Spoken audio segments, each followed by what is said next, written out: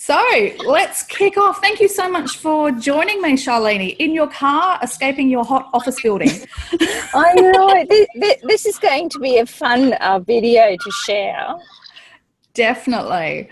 Well, I'll just tell you a little bit about NICE and the sorts of clients we have. So NICE is the New Enterprise Incentive Scheme, and we work specifically with startup businesses. Right. Now, I'm going to have people come in, so we might get some background noise if I don't get to mute them straight away. So if anyone comes in, please mute. Yeah, we work with startup businesses, and we get lots of questions about from businesses about, when should I engage legal advice? At what points? What should I expect to pay? And how do I select a good lawyer? Etc. So I guess if you could just explain a little bit about what your job entails and what attracted you to commercial law. Okay. Well, there's a difference between commercial law and what I do. I work exclusively with solopreneurs and startups, and the reason I do this is because their needs are actually different from at the startup stage, which is idea to 5 years of their business. So I work in that zone. And the reason I say there's a difference between commercial law and startup business law and advocacy is because the needs are different. So at startup, it's just usually with the one person in the business. Okay, so it's really important to be aware of advocacy skills as well as the legal requirements of setting up your business. So what happens is, it's when you're going through programs like NICE and other, startup entrepreneurs go through a lot of different types of programs and online courses and things to get started in their business. So much emphasis is placed on marketing and getting social media skills, developing your target market, honing down your service, niching, etc. But a lot of attention gets put on advocacy skills in your business, and that's where the legal aspect of things come in. So at startup, the advocacy aspects of your business that you're looking at are to get business terms and conditions in place, are to have proper documentation in place for your website, which is what you have at startup, is to get your business structure sorted so that it's reflecting your actual financial situation, and it provides a window for growth and at different phases, and also to be able to advocate for your business with different providers and different clients and different people that can help you, like banks and financial institutions. So it's about the ability to be able to speak up for yourself and to speak up for your business. Fantastic. Does that make sense? Yeah, no, it does. And we do spend a lot of time, as you say, on marketing. And we say at the very least the business needs to have terms and conditions, because that starts how you're teaching a client how to treat you, basically. Yeah, but the thing is, your question, I think, at the beginning was when does a startup start to think about business terms and conditions or client agreements? Typically, in the big, wide, scary world, one would say, you should have them straight up on day one. I actually don't subscribe to that at all. I think that there are some things you can do to cover yourself, like keeping a very good trail of email communications. But you really need to have seen a few clients and tested out your business processes before you develop a decent set of business terms and conditions for your business that means something, that means something to you and to your client. So I wouldn't be panicking on day one about not having business terms and conditions. But once you start seeing clients for money or selling your products for money, and you've actually gone through 5 or 6 transactions and seeing how things are panning out, there's a couple of things that you need to bring into to the table. First, you need to check your understanding of consumer law. You need to check that your business is structured properly, and you need to understand that what you're doing is communicated clearly to the client, so the client understands what they're getting into when they're engaging you or purchasing from you. And that's the time to start looking at developing terms and conditions so that people are able to understand what you do, how you do it, and you are covered. And they also understand that if something goes wrong, there's business terms and conditions to fall back on as a platform of negotiation. Mm-hmm. And at what point should an entrepreneur or business owner, what point should they be speaking to somebody like yourself? Well, look, I think that it's always good at startup to have a conversation with professionals that are going to support your business. So that would be someone like myself in the legal profession who works with startups and solopreneurs. That would be your bookkeeper or your finance person. And that would be, your marketing person. So these are the pillars of your business. So it's good to have the conversation. They may not necessarily intervene or create something for you on day one of your business, but certainly 6 months to 9 months down the track, you probably will need their services. Now, I noticed someone put up a comment about they copied their terms and conditions and adapted it to local conditions and jurisdiction. Well, that's fine if you're comfortable doing that. What you do need to be careful, though, is that you do check that your terms and conditions comply with consumer law and the law in your jurisdiction. Some people are comfortable with that, some people are not. It just simply depends on your understanding of the risk of your business and the kind of work that you're engaging in, or that the kind of business that you're setting up. So if your business is complex and you have you have a limited understanding of consumer law and you're just feeling that you do need support, then you do need to speak to a professional about it.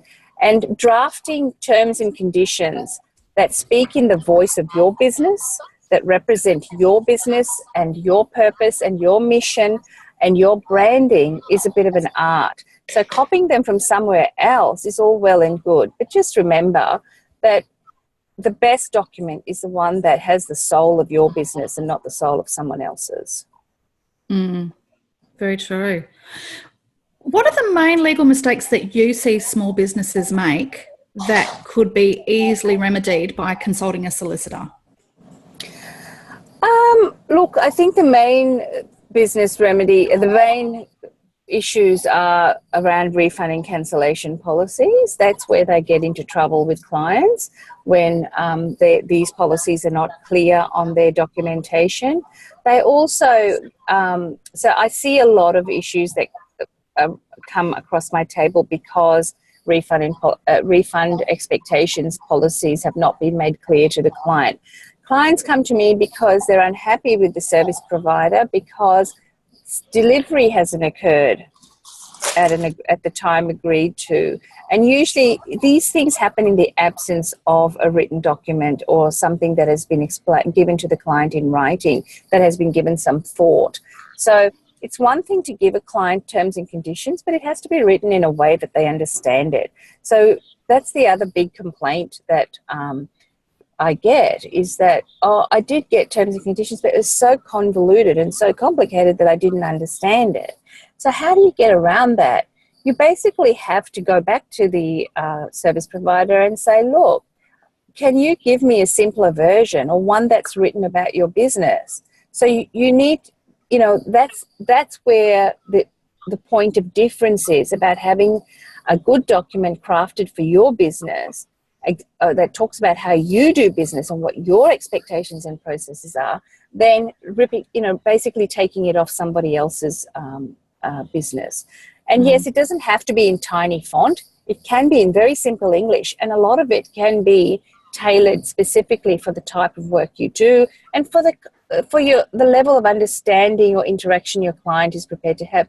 I mean, the biggest complaint I have about documentation is that it's too complex, convoluted, and too long. It doesn't have to be that way.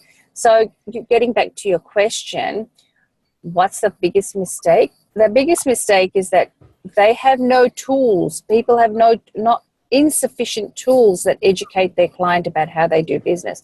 They've got a truckload of marketing, but they have very little documentation or properly crafted terms and conditions that actually state the boundaries and the expectations of having a a commercial arrangement or a transactional arrangement with the other party. So a lot of this can be mitigated, it can be solved, it can be avoided by just having that in place, and also communicating well with your client about how you're doing business. The third mistake they make is they don't get over their fear of handing over business terms and conditions or a client agreement. So they think, oh my God, if I give them my business terms and conditions, if I give them my client agreement, you know, it's going to be a deal breaker. They're just going to run away. Actually, that's not your client's perception. That's a good time to look at what you're giving them. Because if you're feeling uncomfortable about your client agreement, it's probably not written for you. It's probably not well written. You're probably uncomfortable because it's speaking about somebody else's business and that you've just transposed your own stuff onto it. You feel uncomfortable maybe because your own business processes haven't been tried and tested. You're not feeling strong about your own business, and you need to look at your mindset around it. Because if you are proud of your document, if you stand by it, then you must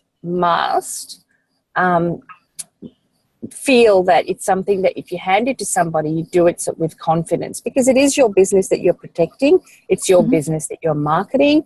And, you know, I have a working with me terms and conditions. It states really clearly what I do, that I work from home, that I don't work on weekends, that if you want, you know, my turnaround time is this, is whatever, but if you want to negotiate a better time, you need to speak to me. Okay? My terms and conditions, you couldn't rip off from somewhere else because they're mine. That's how I work. Yeah. Okay, and that's the critical factor in being a solopreneur, owning your business, crafting your business, designing your business. All that needs to be reflected in your legal documentation. And we like to keep the focus. And be legally compliant as well. Yeah. And I guess being authentic and keeping it in plain English. Absolutely. And some, you know, when you take somebody else's document or a template, it's not written usually in plain English. It's quite convoluted. So that's a bit of an art in itself, translating it or redrafting it so that it reflects your business and is in simple English that your client will understand, or in the voice of your business that your target market will get. That, and still maintaining your legal protection and legal compliance within the document is where you need to be careful. Yeah. And you need to get someone that knows what they're doing to deal with it. I'm just going to mute a couple of people that have come in, getting some background noise. Now, can I ask a question in relation to what do small businesses or solopreneurs need to consider when choosing a company name, trademark, copyright, etc.?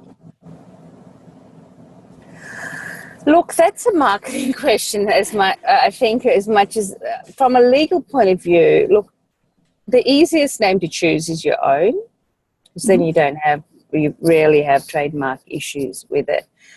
If you're choosing a name, just registering it as a business name is not sufficient to protect that name. You do need to trademark that name. Having said that, however, if you do a search and the business name is not available, that's fine. If the business name is available and you register it and you start using it and you choose not to trademark it for a while, you need to the best thing to do is to establish what's known as common law usage of that name. So you have a common law trademark, in that if at any time someone else chooses to trademark that name and it's advertised, then you can actually show that you have been using that name and that you're entitled to it, and then make an application to have that name trademarked. So I really don't have much to say about that. It happens, my view on that is on a case-by-case basis.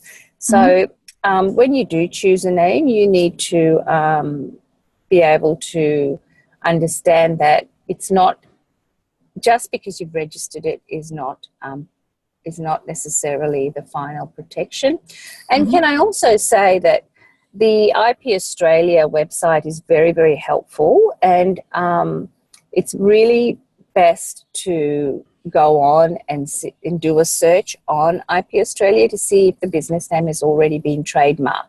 Because if that has been trademarked, then you cannot use it. There will be an objection, and you will, there are consequences for that. So when you're choosing a business name, there's two things to remember.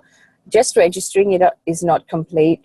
It's no protection at all. It just means you can use it. It hasn't been taken, and it can be used as a business. By using it, you establish the fact that you have a common law mark.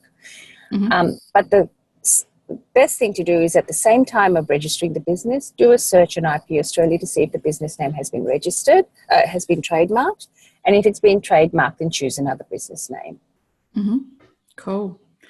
In terms of privacy, the Privacy Act that we're all obliged to operate under, what regard does a small business need to have for that at the beginning? What do we need to put in place?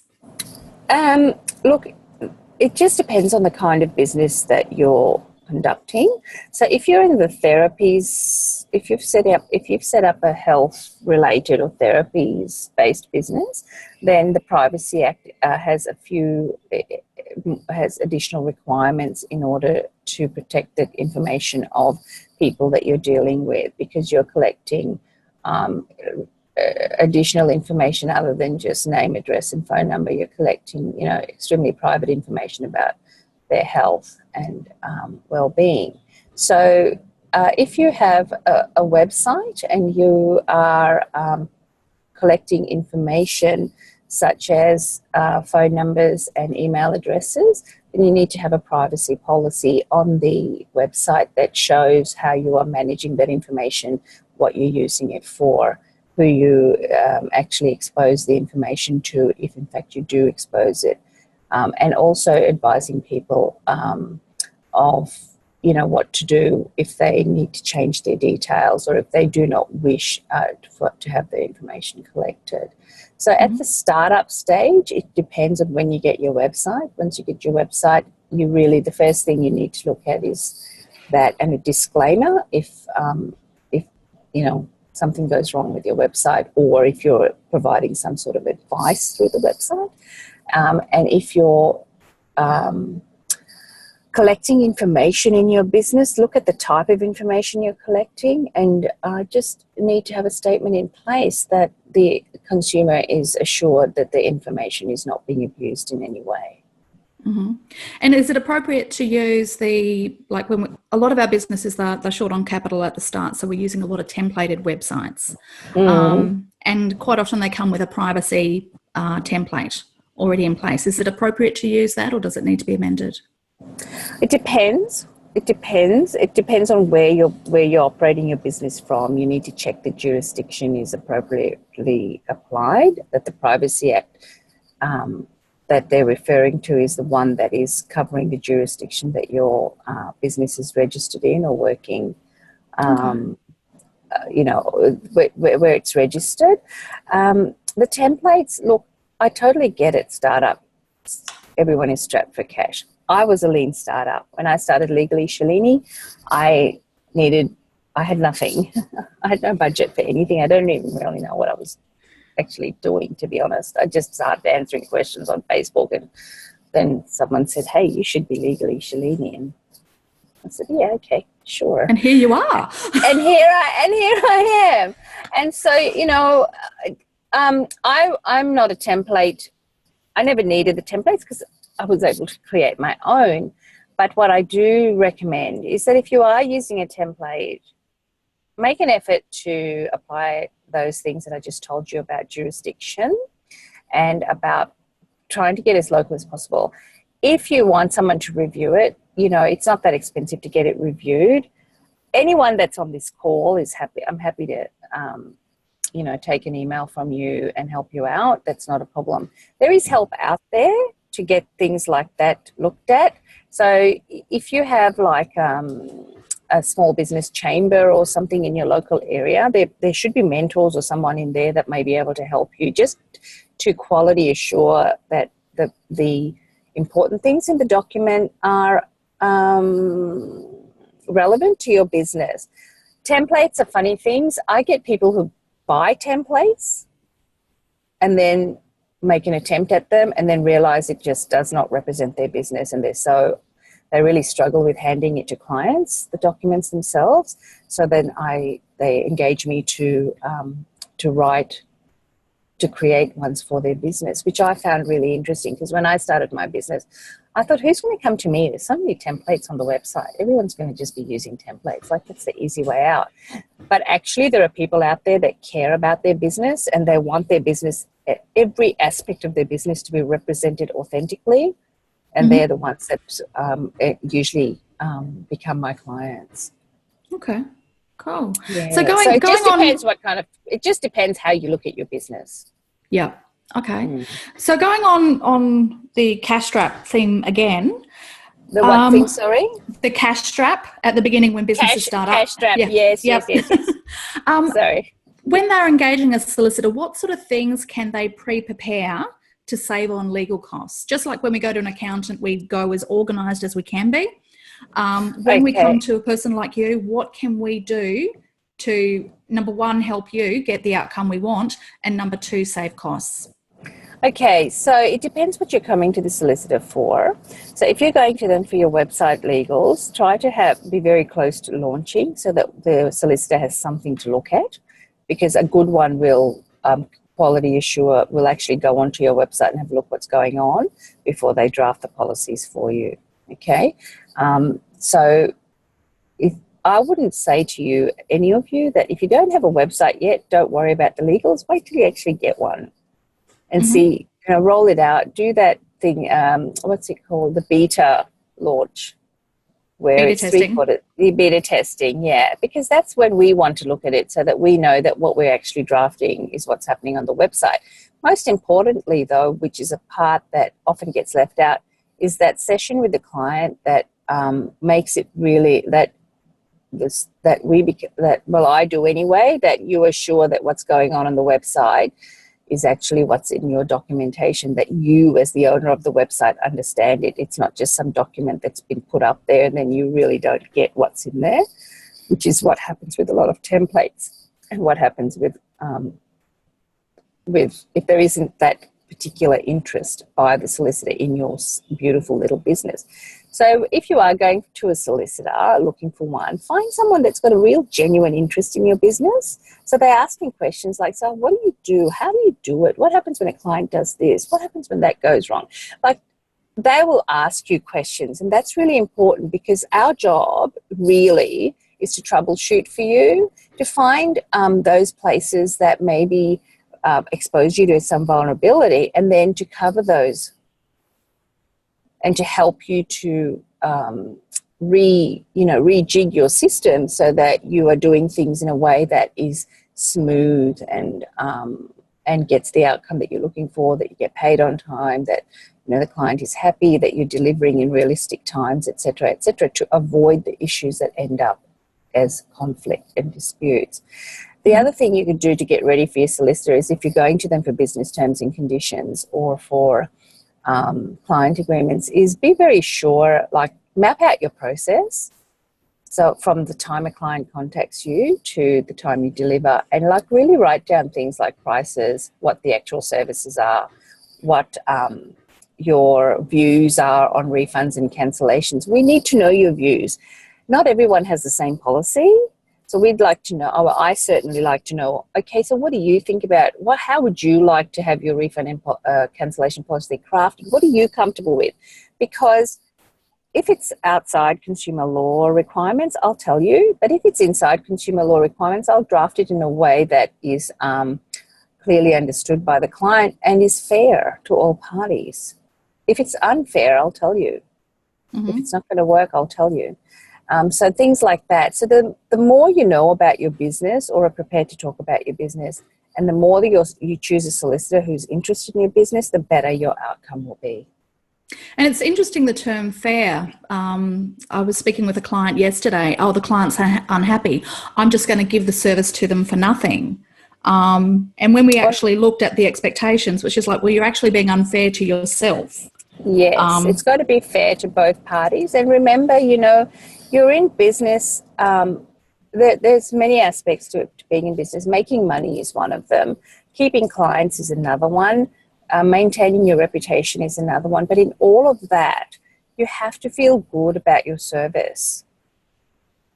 Okay, so it's a real internal process as well. And being fair, it's like walking in your client's shoes. And if you feel that you've done everything you can according to your terms and conditions, then I usually do work with the client, like a lot, some advocacy work to help them understand that that's okay and to stand in their truth about these sort of things. Because in many ways you are educating your client about doing business as well. And if your terms and conditions and your client agreement or whatever document you're presenting with them about how you work is properly crafted, then you have like a sensible document to work from, to negotiate and to fall back on. If you don't have that in place, you've got nothing. It's your word against theirs. It becomes a shit fight, and who needs that? There's no structure, there's no way out, there's no point of negotiation, there's no starting point for discussions. And at the end of it, because business is a relationship building, that's what it is. The beginning and end of it is if you're incapable of building relationships, you will fail in business. So definitely. So one of the key things about your having these legals in place is that it's a relationship building tool. Okay, it's a platform for negotiations. If you start looking at it like that, then you will start collecting information so that you're able to craft the best possible document for your business. Cool. In relation to tenancy agreements for commercial property leases, what's the benefit of having a solicitor look over that? I speak with lots of people and they just want to sign a lease without getting advice on it, which I think is crazy. From what perspective do you look at a tenancy agreement? When we look at a tenancy agreement, usually tenancy agreements are standard, like if there's, it's prescribed by the REIQ, or they're generally a form. Okay, so when a landlord gives you a tenancy agreement, a solicitor is able to identify if there's been any modifications to the standard. And that's something that clients usually miss. The other thing they need to look at is things that are included in the commercial tenancy agreement. So it just depends on how experienced the person seeking the lease is. If you have no experience in leases, you need to get legal advice, because there are aspects of the tenancy agreement that are very legalistically drafted. You need to understand it, usually around things like renewal, inclusions, liability, who's responsible for what, can you sublease. So these are terms that you can't be,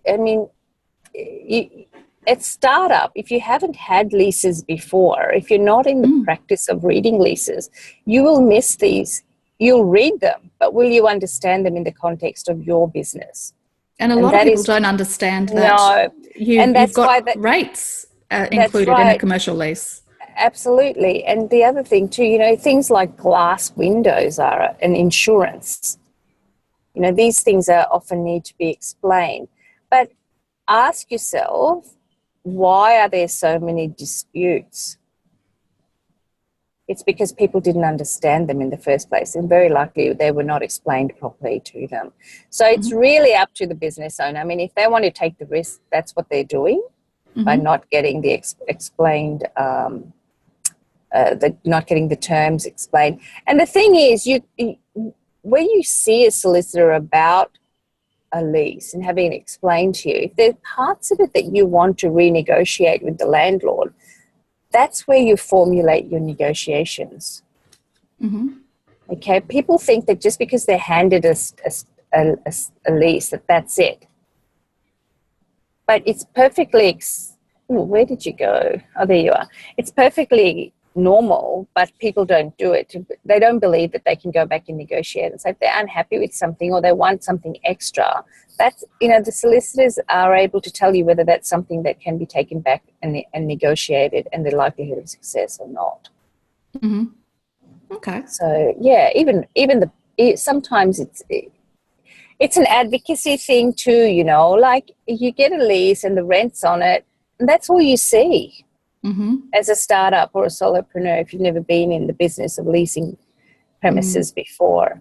But there are other things involved. Yeah, I use solicitors and accountants for objectivity as well. You're not in my shoes. You don't have the emotion. You can see my blind spots. That's how I view that, and that's why you would see a solicitor for a lease document. Even like when you take out a mortgage or borrowing, you know, there's so many things that people don't understand about those documents. And sometimes it's hard like when you explain it, they say, oh, the bank didn't tell me. Or that's why we're there to tell you these things. You may go ahead with it still, but at least you understand what you're getting into. Yeah. Okay. So the benefit of, like, there's lots of solicitors out there, etc. What's the benefit of engaging a specialist solicitor as opposed to a solicitor that does your wills, estates, your conveyancing, your crim? Look, law is such a wide area. So I, just taking off my legal hat for a minute and talking to you all as one solopreneur to another, I have niched down completely to just working with a particular target market, producing documents that support their business at that level of business. So I would call myself a specialist in what I do, but it's a very narrow field. Like it's a field within small business advice. So I think that when you go to a specialist, it's a good thing because that's what they're doing 24/7. They're not, and they have an acute understanding of the field that they're working in. So like, if you came to me for a will, I would refer you to someone that does wills for me. If you came to me for trademarking, an objection to a trademark, I would send you to someone that I rely on for opinion. If you came to me for business terms and conditions, that's my gig. Okay, because that's all I do. That's all I do is support businesses in that advocacy phase of the first 5 years of their business. So it just depends. Like, personally, when in the startup small business phase, your street front lawyer or your commercial lawyer is overkill. Yeah. I really believe that. It's like going to, it's like being in startup and going to what's a big chartered accounting firm? KPMG. Yeah, going to KPMG. When your bookkeeper down the road who deals with small businesses every day is more likely to get you. Yep. You know, it's a relationship thing. Because at the solopreneur stage you're going it alone so much. You want people that have the time to go it alone with you. And you'll find it's generally people who are also operating very similar to you and who understand your journey. And that's why when people ask me about my business journey, I tell them I'm just like you. I'm in year 3 now of Legally Shalini. And my clients are just like myself. I have a strong private practice background, but I decided to walk the walk so that I'm able to understand what it is. And that's why I'm very open when people say, it's a money issue. Yeah, it's a mindset issue. Yeah, because I've had all those issues in setting up my business. I didn't have a business card or a website until I was 9 months into my business. Yeah. I couldn't afford it. And people think lawyers make money. I just didn't want to borrow to do it. Yeah, which is more than reasonable. And we have all different business types come through. And one of the things is business is very speculative. You don't borrow what you're not prepared to lose, or you don't gamble what you're not prepared to lose. Yeah. Well, I'll just ask a question to wrap up. And whilst you're answering, perhaps I can get participants to type in any questions that they'd like me to put to you, if that's okay. So if people want to do that now, but is there anything that you would want to say to solopreneurs, a bit of a 3 to 5 point checklist of what they should do at the beginning? Yeah, the first thing is don't be scared. Start your business. The second thing is don't be scared to ask questions of people like myself and people in outside the marketing field. So if you have a business question or a finance question, just keep asking until someone helps you, because there are people out there that will. The third thing is that take a moment to check out the consumer laws. They're online. You only have to type in Consumer Law Queensland or Consumer Law Australia, and there's a wealth of information there. So have a look at that. It pays to know the basics. So educate yourself on the basics of your of showing up as a business person in the community and to consumers. Was that number 3? Number 4. Yeah. Number 4 is educate your clients, right? Teach them how to interact with you. Mm-hmm. There is no such thing as an ideal client. You have to create, you have to educate, you have to groom your ideal client. It's like when we give birth to children, right? We raise them. How the adults they become depends on how we treat them and educate them and the environment we provide them. Business is the same. Your clients will only become your ideal clients after you've done a bit of work educating them. And you do that through your marketing and through your legals. And number 5 is, just keep going, keep swimming, swim in your own lane. Don't look right or left. Just keep going. So don't get caught up on what other people are doing. No. Look, every now and again I have a conniption and a meltdown because I think, oh my God, how am I going to compete with all the other big firms and all lawyers doing, it's just all so complex, and I'm such a simple animal. I'm like an amoeba in the scheme of things. And then I remind myself, Shalini, stop swimming in other people's lane. Swim in your lane and do your own thing and do it well. Mm-hmm. Right? And immediately, that's my reminder to this is why I'm in business for myself. This is why I'm a solopreneur. Mm-hmm. This is why I'm not like everybody else. Yep. And this is why people come to me, because I am not like everybody else. So and being small, you can be boutique as well. Boutique and personalised. Yeah, absolutely. And there'll always be people that want to deal with people. Mm-hmm. Their own type of people. So I'm not, you will not be for everybody. Your business won't be for everybody, but you know that in your niche training. Yeah. We talk about finding your people. You need to find your people.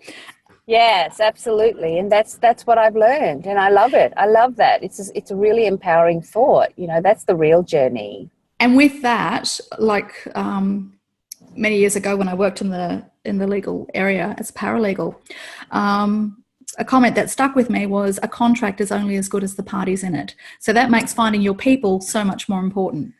Absolutely. And, a contract it's a platform for negotiation. It's not cast in stone. Nothing will stop a person from breaking a contract. It's the human condition to choose to go with it or break it. Yeah. Okay, it is absolutely as good as the parties in it. There are those that will choose to honour it and those that choose not to honour it. And it's your job as a business owner to build resilience and to build tolerance, to educate your clients, to have a higher perspective view of things. And mostly, the biggest journey, self-development journey is the solopreneur journey, it's the business journey. This is where you learn all this stuff. And this will show you who you are. Yes. So I did see a couple of questions, but I can't see them on my screen. So you might have to read them out to me. Yeah, sure. Nakara, she's a medical and general transcriptionist. Do I need to have a contract written between me and a solicitor? So she's a medical and general transcriptionist. Yeah. Why would she need a contract with a solicitor? If she was doing any transcription for them. I think she means written by a solicitor. If she was working for a solicitor or I'll base the question on a conversation I had with Nakara yesterday. In terms of when she's engaged to do transcription work, be it general or medical, etc. Does that agreement or contract need to be written by a solicitor, or with terms and conditions? Yes, generally I would say so. But the thing is, this is the thing. The solicitor is able to get a keener understanding of her business, and to be able to fit it in the context of consumer law, and also in how she's going to interact with the different parties. So essentially what she's talking about is a client agreement. Now you can do, people are able to draft the process side themselves, but it's really the legal clauses that need to go in there. It's your decision if you want to use a solicitor or not, but if you're drafting it yourself, get a solicitor to check it. Okay, that's my advice. Cool. And in a situation like hers, if she's got a service and she's got an ABN, she's working as an independent contractor, then she does need an agreement with each party that she works with. What she's delivering for each party is probably quite different from each other. So, yeah, definitely have a client agreement in place about price, deliverables, dispute resolution, those sort of things. Yeah. Service. Fantastic. Well, no other questions have come through, but thank you so much for your time. I hope you get your air conditioning back in your office. Thank you. Yes, again, thank you. And how can people contact you if... I would love to hear from any of you. My business name is Legally Shalini, and my website is Legally Shalini with the www and the .com.au on either whatever side. I also have a Facebook pet business page with the same name. I'm really easy to find. If you Google Legally Shalini, you'll find me. Nice. And, I'd love to hear if you have any questions. If I can answer them for you, I'd be more than happy to do that. And Tracy's just mentioned that she's going to share your page in the group as well. We've got a group of about 180 people. So we'll head them over to your page, and if they've got any questions, they can... For the people that were talking about client agreements, like the lady with the transcription, on my webpage there's a couple of checklists for website policies and client agreements that people might find very useful. And, there is some free resources there. You'll find that that I just work in this area. You won't find information about family law or property law or any of that business, because it's not my passion. I'm only, I just like hanging out with small business people. You're one of us. I am. And so I'm very boring when I meet other lawyers. They find me really boring because I'm just like, can't be bothered with all that other stuff. But I really enjoy this part of things. So thank you for inviting me. I really appreciate it. Oh, and thank it was you so just much. Great. You are Cheers. welcome. And I apologize for doing it from my car, but it was that or postpone, and I didn't want to let your people down. Oh, thank you so much. You're welcome. Okay, we'll sign off. Thanks everybody for joining us. Thank you. And I will put this video up, and I'll also send you a copy as well, Shalini. Thank you so much. Thanks. Bye-bye. Bye-bye.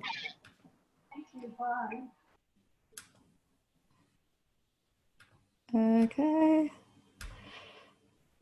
I'm just learning how to drive this. I went a bit, it's funny because I went a little bit cross-eyed. Normally I'm at my laptop, and so I couldn't see where to look.